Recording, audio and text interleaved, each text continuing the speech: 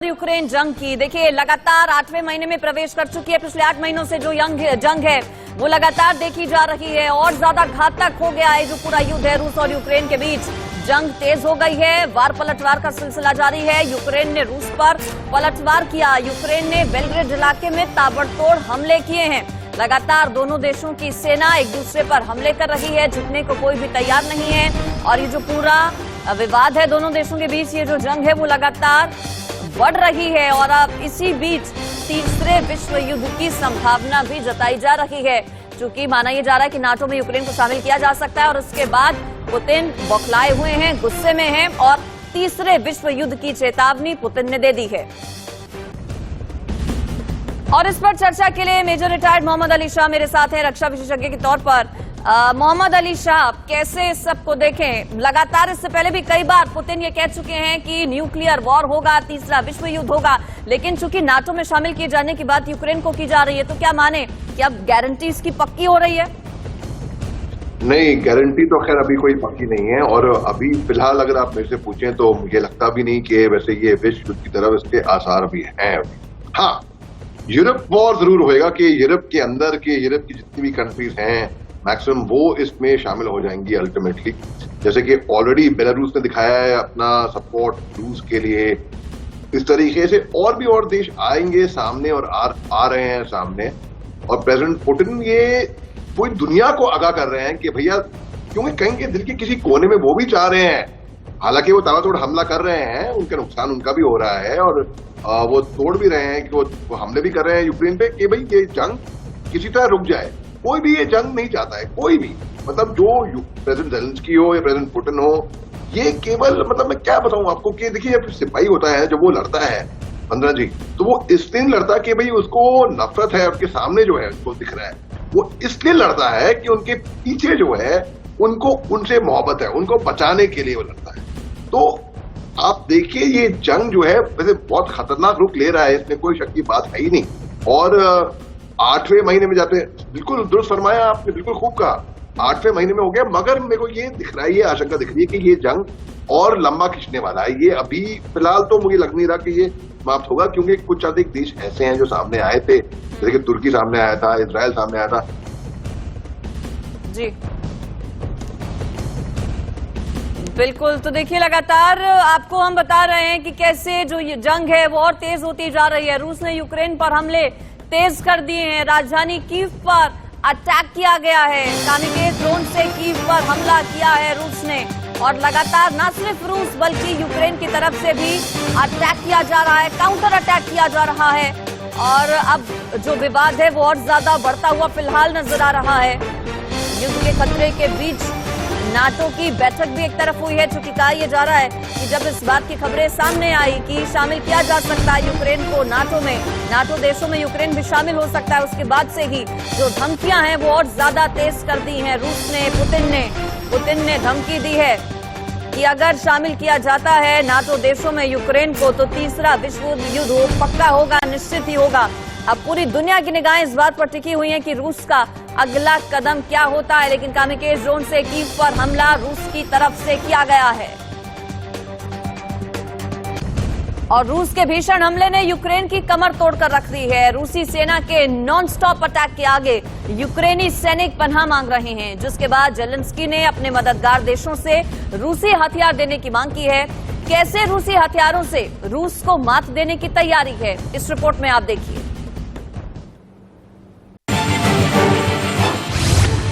अमेरिकी राष्ट्रपति बाइडेन की नई वॉर स्ट्रेटजी, रूसी हथियार चलाने में ज्यादा माहिर है। ऐसे में रूस को पीछे धकेलने के प्लान को कामयाब बनाने के लिए यूक्रेन रूसी हथियारों की बड़ी खेप मांग रहा है। लेकिन मुश्किल यह है कि दुनिया में रूसी हथियार देने वाले देश कम ही हैं।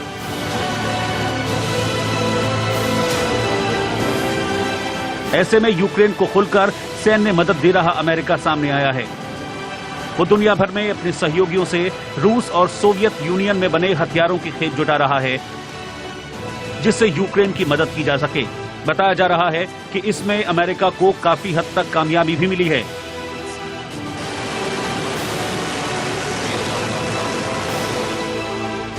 मीडिया रिपोर्ट्स के मुताबिक रूस का पड़ोसी फिनलैंड इस मुश्किल मिशन में अमेरिका की बढ़ चढ़कर मदद कर रहा है। फिनलैंड ने यूक्रेन को सोवियत रूस के समय के कई हथियार दिए हैं। फिनलैंड से मिले रूसी हथियारों की खेप में AK-47 असॉल्ट राइफल के साथ गोला बारूद भी शामिल है। अमेरिकी विदेश मंत्री एंटनी ब्लिंकन रूसी हथियारों को जुटाने के लिए लगातार डिप्लोमेटिक कैंपेन चला रहे हैं। इसके तहत हाल ही में उन्होंने Cambodia, Congo, Rwanda, Mexico, Colombia और पेरू का दौरा किया। इस दौरान इन देशों ने यूक्रेन का समर्थन किया, लेकिन घातक रूसी हथियार देने को तैयार नहीं हुए। अमेरिका लगातार इन्हें हथियार देने के लिए मनाने की कोशिश कर रहा है।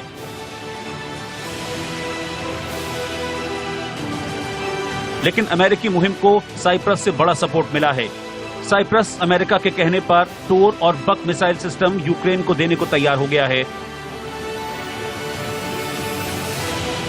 साइप्रस के पास कम से कम 10 टोर और बक मिसाइल सिस्टम हैं, जो रूसी लड़ाकू विमानों, ड्रोन और क्रूज मिसाइल को मार गिरा सकता है। यह हथियार यूक्रेन के बड़े काम आ सकता है। इन हथियारों के दम पर यूक्रेन युद्ध में रूस को पीछे धकेल सकता है।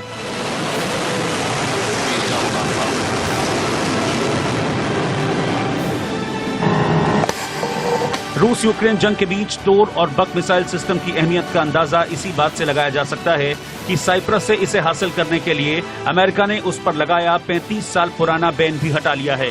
रूसी और सोवियत हथियार ही नहीं, पूर्वी यूरोपीय देश जो कभी सोवियत यूनियन का हिस्सा थे, वो भी यूक्रेन की हर मुमकिन मदद कर रहे हैं।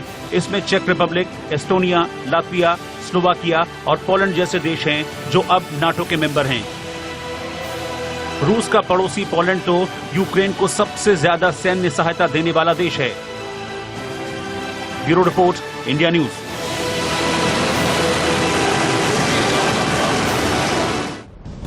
तो देखिए, रूस की ललकार और दुनिया में मचा हाहाकार। इस पर बातचीत के लिए मेजर मोहम्मद अली शाह मेरे साथ लगातार बने हुए हैं। मेजर मोहम्मद अली शाह, जब से इस बात का जिक्र हुआ है कि यूक्रेन को नाटो में शामिल किया जा सकता है, गुस्सा और ज्यादा बढ़ गया है रूस का, पुतिन का।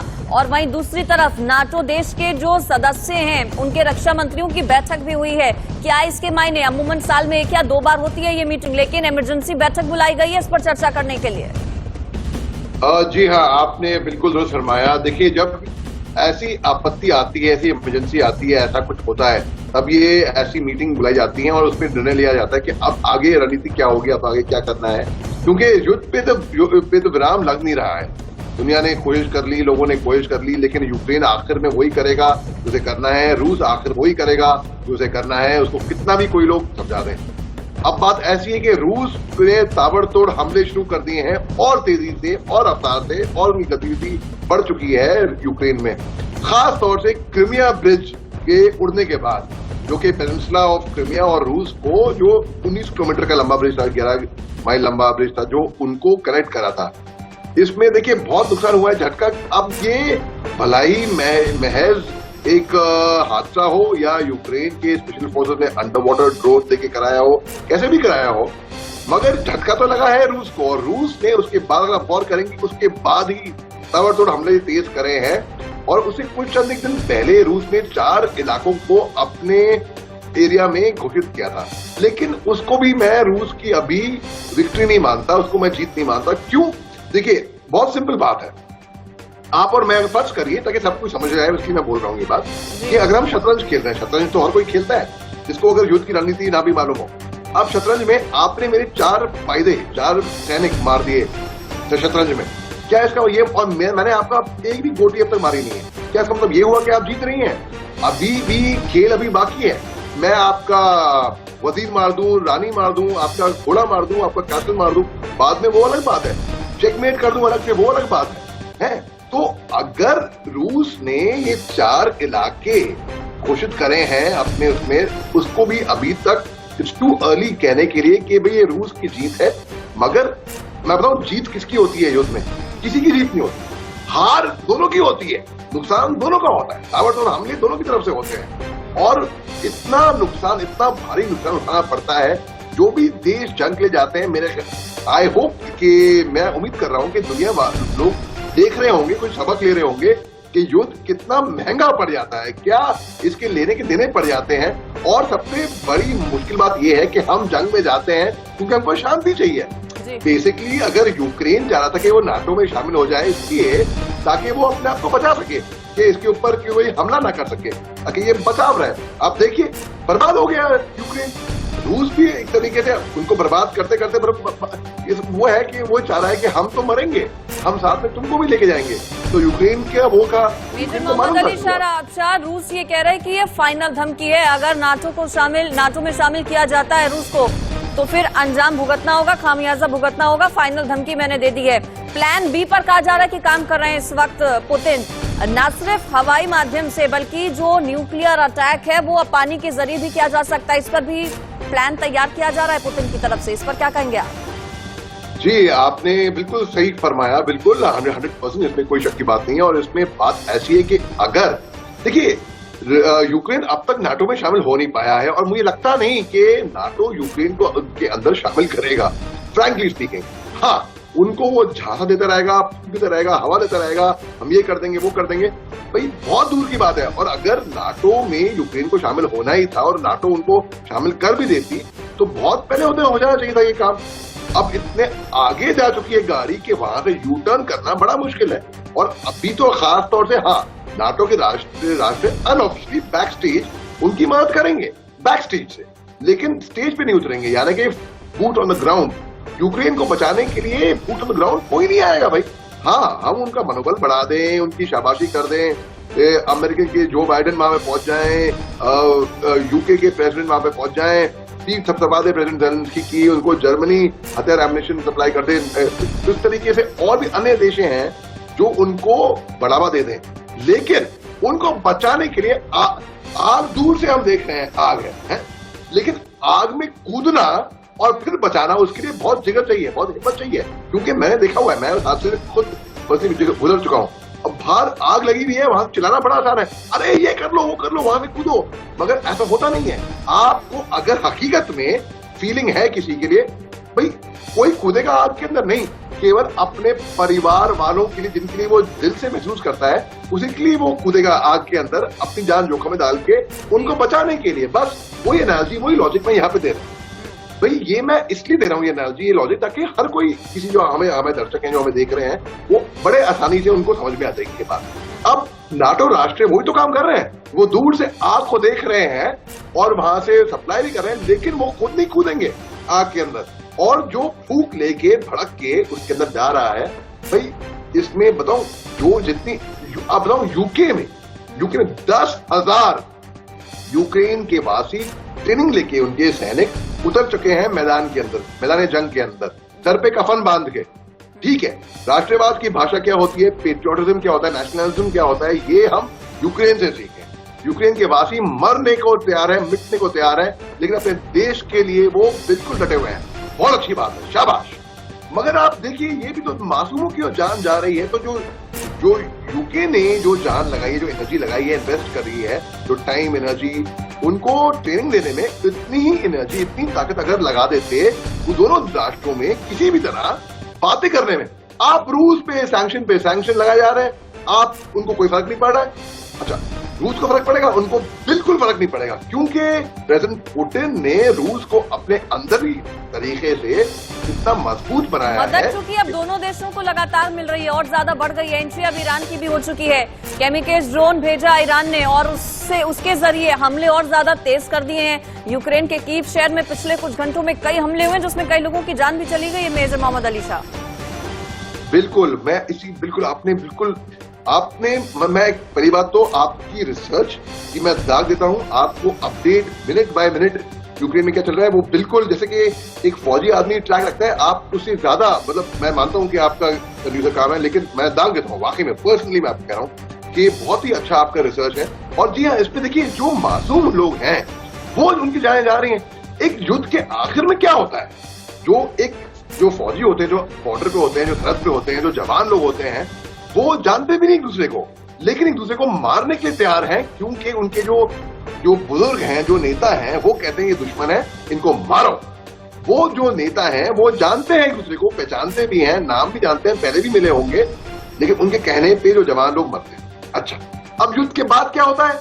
एक माँ इंतजार करती है अपने बेटे का, बाप इंतजार करता है अपने बेटे का, एक भाई इंतजार करता है अपने भाई का, एक बहन इंतजार करती है अपने भाई का, एक दोस्त इंतजार करता है अपने भाई का।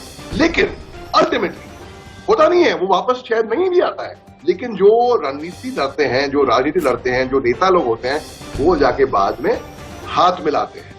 अब आप देखिए, ये इतना गंभीर, इतना घमासान, इतना कठोर होता है युद्ध। और जब उसे पूछिए, ये केवल पता है पिक्चरों में, हॉलीवुड पिक्चरों में बड़ा अच्छा लगेगा, फायरिंग चल रही है यहाँ पे वहां पे, लेकिन युद्ध बहुत ही खराब चीज है और शांति हर कोई चाहता है। भाई जो लोग जिनको मालूम नहीं होता ना युद्ध के बारे में, वो ट्विटर फेसबुक पे लिखते हैं वॉर वॉर और ये करते हैं। भाई आप एक फौजी से पूछिए जो हकीकत में इसकी कीमत चुका चुका है, जिसके अपने आंखों के सामने, अपने मंजर में अपने साथियों को खोते हुए देखा है, उसने खून खराबा देखा है, उसने गोले चलते हुए देखी है, कोई गोली कान के बाजू से निकली हुई है, उसको वो बताएगा आपको कि असली में युद्ध होता क्या चीज है। और ये दोनों राष्ट्रों को, प्रेसिडेंट पुतिन खुद मिलिट्री में थे, खुद एक लेफ्टिनेंट कर्नल थे वो, उनको एक स्पाई भी थे, उनको मालूम होना चाहिए कि भाई इतनी गंभीरता से हो रहा है, इसी कीमत कौन चुका रहा है? इसी कीमत चुका रहा है जो आम नागरिक है। चलो फौजी, चलो ठीक है, फौजी का तो काम है, वो तो लड़ेगा और वो वहां पे, जो आम नागरिक उनकी क्या गलती है? अब यूक्रेन बोल रहा है कि रूस जो है ह्यूमन राइट्स वायलेशन कर रहा है और ये कर रहा है, रेपोरिजिया में ये हो गया, वो हो गया, यहाँ पे ये हो गया। भाई इसके अलावा भी और क्या चाह रहा है उनके पास? और उनकी, मैं ये बताऊं आपको, यूक्रेन की तैयारी नहीं थी। यूक्रेन को मालूम था कि रूस उन पे हमला करे और करने वाला है। यूक्रेन ने बजाय अपने आप को, उसकी तैयारी, अपने आप को मजबूत करने के बजाय वो निर्भर रहा वेस्टर्न पावर्स पे, अमेरिका, यूके, वो आएंगे बचाने के लिए। भाई आत्मनिर्भर रहो ना। अब आप देखिए, आप ताइवान और चीन का एग्जाम्पल लेता हूं मैं आपको। ताइवान को मालूम है कि चीन ताइवान पे हमला करेगा किसी भी वक्त, तो ताइवान की पूरी तैयारी है। ताइवान अपने आप को सक्षम रखा हुआ है, उसको मालूम है अगर चीन उन पे हमला करता है तो वो क्या कार्रवाई करनी है। यहाँ पे तो प्रेसिडेंट ज़ेलेंस्की तो बिल्कुल, मतलब मैं पूरी हमदर्दी से कह रहा हूं उनके लिए, ऐसी बात नहीं है, मैं एक शुभचिंतक हूं दोनों देशों के लिए। और वो बस ट्वीट कर रहे थे ना, वो 14 फरवरी को भी उन्होंने फेसबुक पे लगाया कि रूस उन पे किसी भी तरह हमला कर देगा, ये हुआ वो हुआ। फर्स्ट लेडी ऑफ यूक्रेन भी आई और जो महिला शक्ति है वो भी अपने सोशल मीडिया पे लिख रही है कि जंग रुकाने के लिए, मगर क्या जंग रुकेगा? इससे नहीं रुकेगा। आप, मैं बताऊं क्यों नहीं रुकेगा, क्योंकि अमेरिका ही नहीं चाह रहा ना।